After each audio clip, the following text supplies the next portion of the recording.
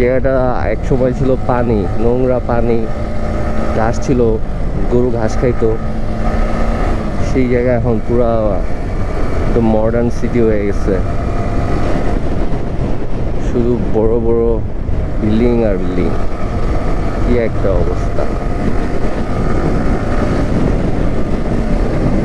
আসলে দেশে যে এত গরম, এটার জন্য আমাদের করণীয় কি?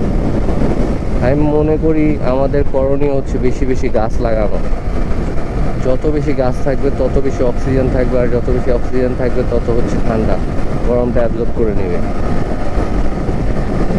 কিন্তু আসলে এরকম কোনো অ্যাক্টিভিটিস এখন পর্যন্ত চোখে দেখলাম না যে গরম উপলক্ষে কেউ হচ্ছে গাছ লাগাচ্ছে। যদিও আমি আমার রুমে হচ্ছে 3-4টা গাছ লাগাইছি, যাতে হচ্ছে রুমটা একটু ঠান্ডা লাগে। এখন ওটা হচ্ছে আগের চেয়ে বেটার, আগের চেয়ে একটু এখন কম গরম লাগে আর কি। আমি চিন্তা করছি আরও হচ্ছে 5-7টার